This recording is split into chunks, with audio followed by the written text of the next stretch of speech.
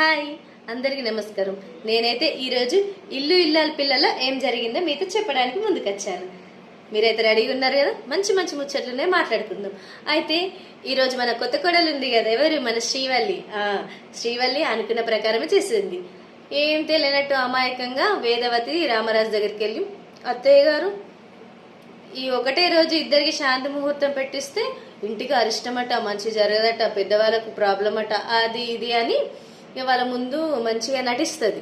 నటించిన తర్వాత వేదవతి రామరాజు ఉండి బాధపడతారు. అయ్యో మేము పంతులతో మాట్లాడినామమ్మ, మరి ఏం కాదన్నారు అంటే, లేదు లేదు మా అమ్మ చెప్పింది, అత్తయ్య గారు మామయ్య గారు కావాలంటే మాది వదిలేసేయండి, మా గురించి ఏం ఆలోచించకండి, నర్మద వాళ్ళ చూడండి అని అమాయకంగా అంటది.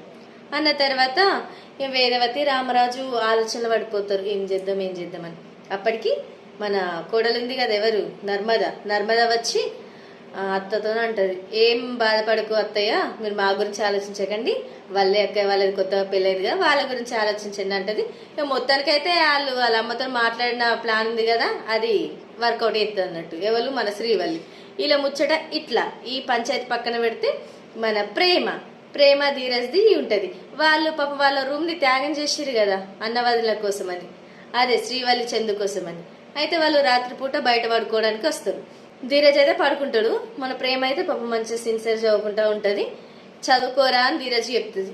చదువుకోవడమా? ఇంకా ఎగ్జామ్స్ కి 2 నెలలు ఉంది, ఇప్పుడేందుకు చదువుకుండు? మీలాంటి వాళ్ళు కూడా చదువుతారు, మేము ఇట్లా కాదు, రేపు ఎగ్జామ్ అంటే ఇలా చదువుతాం అంటే ధీరజ్ కూడా మన బ్యాచ్ లాగా ఉన్నాడు. ఓకే, ఆ విషయం పక్కన పెడితే ఇట్లా జరుగుతూ ఉంటది. అప్పుడు ప్రేమకు అని ఇట్లా గల్గల్ సౌండ్ అని భయంకరమైన శబ్దం వినిపిస్తే పాపం ప్రేమ భయపడుతుంది. సేమ్ నా లెక్కనే నేను కూడా, నిజం చెప్తున్నా, కొంచెం సౌండ్ అయినా ఫుల్ భయం అవుతుంది. నిజముల్లా అన్నల రాత్రితో ఇంకా భయం అవుతుంది. ప్రేమ కూడా గట్లనే భయపడుతుంది. గజ్జల సౌండ్ వినగానే ధీరజ్ అని అంటే మన ధీరజ్ ఏంటి అంటే, ఏదో సౌండ్ వస్తుంది, భయం అవుతుంది అని అంటది. ఏం భయం లేదు, పడుకుంటే ఏమో నాకు భయంగా ఉంది, ఏమన్నా దయ్యమా ఏమో అంటది. దయ్యమా? నువ్వే పెద్ద దయ్యం, ఇంకేం దయ్యం ఉందని ధీరజ్ అంటాడు. లేదు దయ్యాలు ఉంటాయా ధీరజ్ అని అంటది. అన్నాక ధీరజ్ ఉండి ఒక స్టోరీ చెప్తాడు. దయ్యాలా, ఒక రోజు ఇట్లా వెళ్తూ ఉన్నాం, నువ్వే అనుకున్నా, వెంట్రుకలు విరబోసుకుంది, దయ్యంలా ఉంది, అది దయ్యమే అన్నాక ప్రేమ భయపడిపోతుంది ఒకటిసారికి. వీళ్ళది అట్లా క్యూట్గా గడిచిపోయింది. సో వీళ్ళది ఇట్లా ఉంటుంది. నెక్స్ట్ నర్మద వచ్చేసి వేదవతి మనసు గెలుచుకుంటుంది, మంచి కోడలు అనిపించుకుంటుంది. ఇక నర్మద వాళ్ళ భర్తతో తెలిసిందేనా, ఇంత చిన్నదానికి ఎందుకు కలుగుతారండి అది ఇది అని చెప్తూ ఉంటుంది. ఈ రోజు అయితే ఇంత సింపుల్, ఈ సీన్స్ అయితే జరుగుతాయి.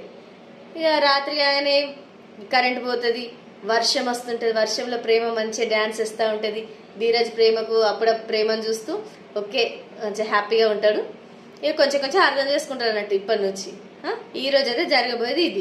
ఇందులో పెద్ద ప్లాన్స్, ఇంకా పెద్ద బీభత్సవంగా అయితే ఏం లేదు, సింపుల్గా అది ఉంటుంది. ఇంకొకటి ఉన్నది వల్లి. ఈ వల్లి ఏం చేస్తుంది, మన చందు ఉన్నాడు కదా, చందుతోని బా నా మీద కోపంగా ఉన్నారా, నేనే ఇదంతా చేసిన అనుకుంటారా, నర్మదా నా అక్క లాంటిది, నర్మద అక్క సంతోషంగా ఉండాలని నేను కూడా అనుకుంటా, కానీ నువ్వు నా మీద కోపంగా ఉన్నావు కదా అంటది. చందుండే అట్లా ఏం లేదు వాళ్ళు అంటే, లేదు నువ్వు కోపంగా ఉన్నావు నాకు తెలుసు అంటది.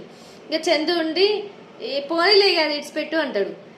పోనీలే అది వదిలేసి అన్నాక ఇక వాళ్ళది అంతే ఉంటుంది.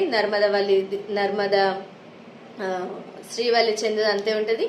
ఈ ప్రేమ ధీరజు వీళ్ళది క్యూట్గా ఉంటుంది.